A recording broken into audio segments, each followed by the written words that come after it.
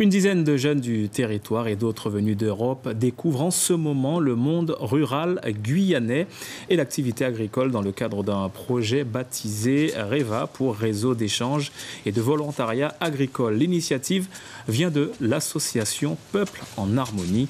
Deux de ces jeunes sont en immersion, comme vous pouvez le voir, au sein d'une famille à Saint-Laurent-du-Maroni, la famille Poulain, qui vit dans le village amérindien Espérance. Et on va donc parler de ce sujet avec notre invitée ce soir, Céline Laporte, fondatrice et directrice de l'association Peuple en Harmonie, à l'initiative donc du projet. Bonsoir.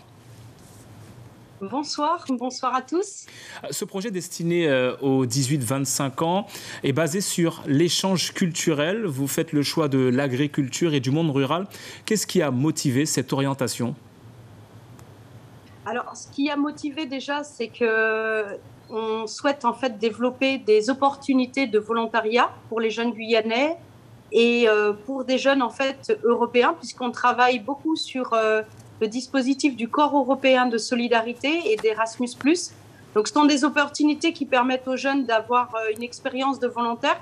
Et c'est vrai qu'on observe qu'en Guyane, eh bien, la Guyane est de plus en plus urbaine. Les gens s'éloignent un peu plus du monde rural, des besoins en fait en agriculture. Et c'est vrai que pour nous, c'était une opportunité d'allier en fait le volontariat avec le monde rural et l'agriculture, qui est vraiment, je pense, très important, surtout avec la situation où on s'est rendu compte à quel point la consommation locale était importante et la production, effectivement, aussi.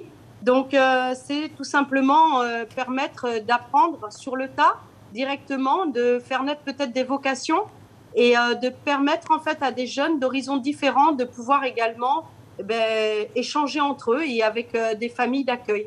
Donc voilà, on a 8 jeunes Guyanais, 8 jeunes Européens qui viennent donc d'Europe continentale, qui vivent pendant 5 semaines, donc par binôme, dans 8 familles agricoles. Alors, votre association développe dans son pôle jeunesse une méthode d'apprentissage non formelle. Elle consiste en quoi, cette méthode ? Alors, nous avons... Allez-y. Voilà, pardon.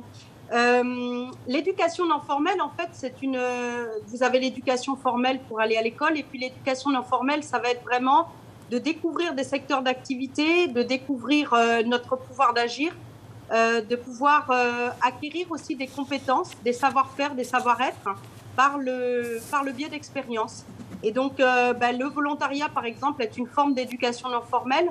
On va aussi mettre en place des projets qui valorisent des échanges interculturels. On va accompagner aussi des jeunes dans des projets de solidarité qu'ils veulent mettre en place ensemble. Donc voilà, on va essayer de favoriser en tout cas l'émergence chez le jeune, l'ouverture d'esprit, le fait de pouvoir se rendre compte de son pouvoir d'agir, l'intérêt général avec la solidarité et puis la force du collectif, de pouvoir agir tous ensemble. Après, l'ouverture d'esprit, ça va aussi passer par les échanges interculturels.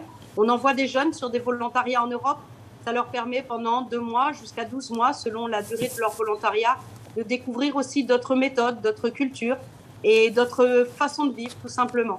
Découvrir d'autres façons de vivre. L'association Peuple en Harmonie, c'est plusieurs projets. En juillet et août prochain, vous mettez en place un projet de chantier de solidarité avec la construction d'un carbet traditionnel. Ce sera à Saint-Georges-de-l'Oyapock. À quoi va servir cette structure ?